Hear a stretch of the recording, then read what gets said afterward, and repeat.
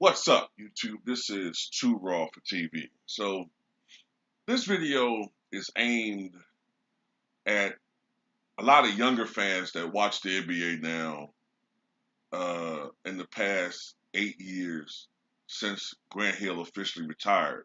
It's hard to believe it's been 8 years since he retired. Um, and even fans who are older than that who really just remember Grant Hill from, I'd say, post 2003 and 4. After the foot injuries, the ankle injuries, the subsequent surgeries, um, that all robbed him of his speed and quickness, his uber athleticism, and his explosiveness that he had as a Detroit Piston. The Grant Hill I'm talking about is a Grant Hill that played in Detroit. All right, the guy that was fortunate to get healthy enough by the time he went with played with the Phoenix Suns and actually, played relatively healthy for the rest of his career. I think he played with the Phoenix Suns. I think he had a stint with the Clippers. I think he played. I want to say he played with. Who else did he play with? Can't remember off the top of my head, but of course he played with Orlando before that. But the real Grant Hill was in Detroit.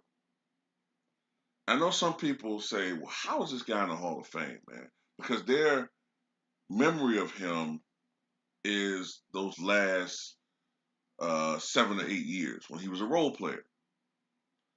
If you don't remember, and if you never saw Grant Hill from 1994 to 2000, then you'll never understand. The same way that if you never saw Penny Hardaway play between 93 and 99, you'll never understand. If Grant Hill had never been injured, um, if he had never suffered any serious injuries in his career, I think he would have been in the conversation amongst the greatest players of all time. Even without a title, he would have still been, I think, somewhere in that range with a Charles Barkley and Karl Malone. That's how great he was. You have to remember that there was a Slam magazine that came out in 1997 with him on the cover that said, just like Mike, only better. And I remember during the 1997 All-Star game, Grant Hill drew more votes than even Michael Jordan. He was the top vote getter that year. That's how great and that's how popular Grant Hill was. Many people saw Grant Hill as the ultimate successor at that time to Michael Jordan. The only thing that people knocked Grant Hill for was the fact that he was a nice guy and that he could be a little bit too deferential to his elders. Kobe, AI, they had that fuck you attitude, right? I don't want to say fuck you, but they didn't defer. You know, they felt like it was their time. I'm better than this guy. Fuck that. Grant was very respectful, and that possibly could have held him back a little bit as far as uh, you know maybe being a more dominant scorer or what have you. But Grant Hill was an all-around player. Okay, he was an all-around player who, in the '90s, really didn't have any weaknesses. Now, the one thing that they would say would be his weakness today would be his three-point shooting. I think they would say, well, Grant Hill isn't a good three-point shooter. But ultimately, as the NBA evolved over the last 20 years and three-point shooting became more important, he did become a decent three-point shooter. Was he Steph Curry? No, but he became a decent three-point shooter. He started off, a terrible three-point shooter, but ultimately he could knock it down. With Phoenix, he had years shooting 44% from three and 40% from three. So he became a decent three-point shooter at the end. But this is a guy that can rebound at a high rate at the small forward position. This is a guy that can post you up. This is a guy that had a really good mid-range game. This is a guy that was a playmaker. He was a good passer, and he could score. I think the best that Grant Hill was probably the 98, 99 period. And there was a lot of talk that Grant Hill maybe should have won the MVP in 1999. Um, Grant Hill was a really good defender. Uh, he was noted when he was a role player later on how he was a good defender at being in the role player position. But he was always an above average defender. He had a high basketball IQ. But the thing that made Grant Hill exciting is that he was one of the best in-game dunkers in that period. You know what I'm saying? He had a very deceptively quick uh, handle. Like back in those days, we didn't really have guys doing all this over dribble shit. A guy would size you up, do his move, and blow by you and go to the cup. There's footage of Grant Hill in his prime going up against Scottie Pippen and making him look foolish on defense and driving by him and taking it to the basket and dunking.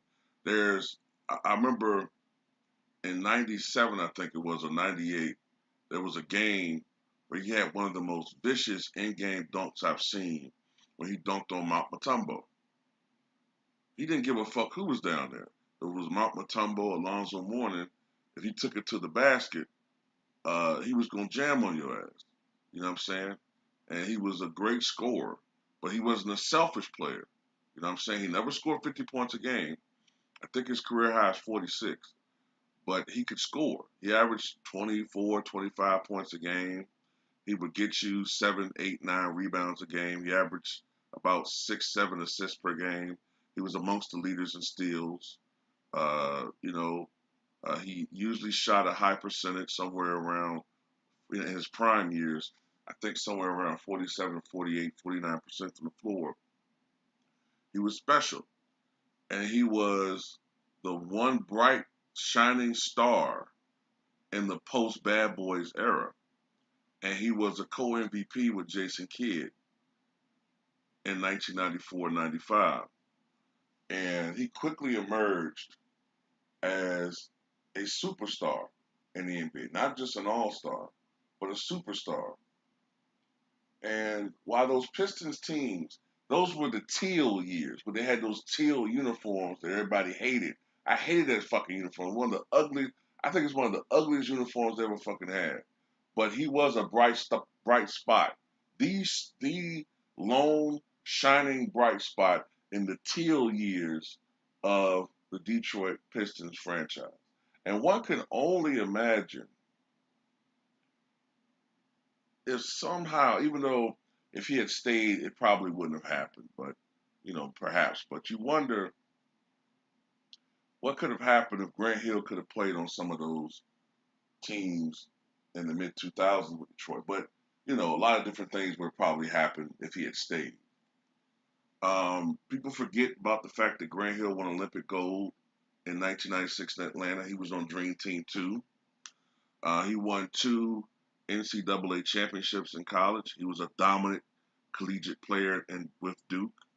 Um, just his collegiate career alone could have been sufficient enough to put him in the Hall of Fame.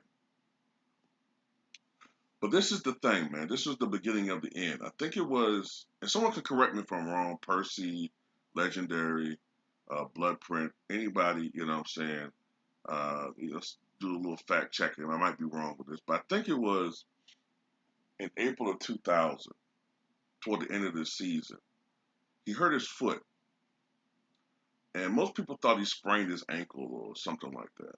But in reality, I think he fractured a bone in his foot. They didn't know it at the time. And he played on it in the playoffs. He was being praised for playing through an injury, but he actually was worsening the injury. And Grant Hill was at the peak of his game at that point. I think he had his best season in 99, 2000. There was a lot of speculation about where would Grant go. Grant was unhappy because of the fact that the Detroit Pistons weren't really going anywhere. So here comes Orlando. And people forget about this scenario. You talk about super teams. Tracy McGrady had been playing in the shadow of Vince Carter. And they signed him in Orlando. Then they signed Grant Hill. They were on the verge of getting Tim Duncan. But Doc Rivers helped to fuck that up. Doc Rivers helped to fuck that up by not being accommodating to Tim Duncan's requests about family. I've read that Dave Robinson got into his ear about staying with the Spurs organization, being loyal. Ultimately, I guess that was the best decision for him, Tim Duncan. But that could have been a super team. But even without Tim Duncan, the combination of Tracy McGrady and Grant Hill would have been amazing. I also want to say this too. The dynamic of that team probably would have been different from what people think. Tracy McGrady was forced to be a primary scorer because that roster had nobody on it that on that roster could score. So he had to be a primary scorer. He had to chuck up 25 shots a game or 22 shots a game, whatever it was. But had Grant Hill been there, Tracy being the junior partner probably would have been the Pippen to Grant Hill's Jordan. It would have been McGrady who probably would have been the facilitator. Remember, kiddies, Tracy McGrady was almost traded for Scottie Pippen back in 1997. And he would have been playing the Pippen role. And essentially he played the Pippen role with Vince Carter. So McGrady was thinking about he was going to be a facilitator, more or less. It was Grant Hill, who was known for being more of an all-around guy, that probably would have been more aggressive offensively in Orlando and essentially being more of a, I don't want to say Jordan, but I guess he would have been more of a scorer. I think in Orlando he would have averaged more around 27, 28, maybe something like that, 29 points a game. And McGrady might have averaged like 23, 24 or something like that. That's what I'm thinking. But unfortunately, the foot problem was much worse than people thought. He had a broken bone in his foot. I think the surgeries didn't take very well. He had to keep having multiple surgeries. He would come back, get injured, have to have another surgery. And unfortunately, there was one particular time, I think it was in 2003 or 2004, where he suffered a staph infection, which nearly killed him. And I remember just thinking to myself, damn, man, I guess Vince, I think Grant's going to retire, man. I mean, he keeps coming back, gets hurt, coming back, gets hurt. I'm like, damn, this is one of those situations, man. It's just going to be sad because it's like, damn, a career has just been ruined. But ultimately, he was able to get healthy. I think he left Orlando. I think they released him when he got traded. When he went to Phoenix, Phoenix has that medical staff that everybody considers one of the best, if not the best, in the NBA. And they're able to get him healthy enough so that he finally could be a contributing piece to a team. Now, unfortunately, because of all of the injuries and because of all of the surgeries that he was not the player that he once was. And, he still was a valuable guy. He still could, still had a good mid-range jumper. He had improved range, and he was unselfish. And because he was unselfish, and because he wasn't a prima donna, he was able to accept a role. Because at that point in time, he had to just be grateful to be playing. Not to mention alive. And so, he played his role on several teams. He played on until he soldiered on until 2013, I believe it was, when it was a game late in the season where he injured himself at the layup line with the Clippers. And then he realized to himself as the season went on that he didn't want to play basketball anymore. He didn't have the passion anymore. And at age, what was he, 41, I believe at the time, he decided to call it quits. But Grant Hill is no doubt about it a Hall of Famer. But had he lived out his potential, had he had the health that other players like Charles Barkley and Karl Malone and Kobe and LeBron and Dirk Nowitzki, Michael Jordan, Bill Russell, for the most part, Will, Shaq, if he had the health, the relative health that all those guys had, there's no doubt in my mind that Grant Hill would have been a top 20 all-time player and probably would have been top three-ish, I'd say, all-time at small forward position. And I'm not, as a young kid said, no cap in that. But that's all I got to say. Tell me what you guys think about this video and about Grant Hill. And those of you who remember Grant Hill in his prime, one of the most explosive and the most exciting players in Detroit Pistons history and in the NBA period at that time. Grant Hill was constantly in highlights. And, I can only imagine, let me say one other thing too. I can only imagine what Grant Hill would do in today's NBA. I'm pretty sure he would have a decent three-point shot in today's NBA. But I can only imagine with his game and probably him having the ball in his hands more with his athleticism, I can only imagine what type of numbers he put up today. I would imagine, because remember, he was averaging, let me see. Let me just look up his best season, for example. I think it was 99-2000. But let's look at 99-2000, for example. He averaged 25.8 points, 6.6 rebounds, 5.2 assists. The year before that, 21.1 points, 7.1 rebounds, 6 assists. The year before that, 21.1 points, 7.7 rebounds, 6.8 assists. The year before that, 21.4 rebounds, 9 rebounds, 7.3 assists. And the year before that, 20.2 points, 9.8 rebounds, 6.9 assists. In his rookie year, 19.9, 6.4 rebounds, 5 assists. Now, this is an age when scoring was beginning to go down in the NBA. Guys weren't stat padding the way they are now. It was harder for threes and perimeter guys to get rebounds because you had these bigs down below, and they didn't want small dudes infiltrating their space. So it was harder to get rebounds back then. But I can only imagine if Grant Hill was playing today, what numbers he put up. Like, I'm sure he'd be averaging something like 27 points, 9 rebounds, 8, 9 assists, easy, without stat padding.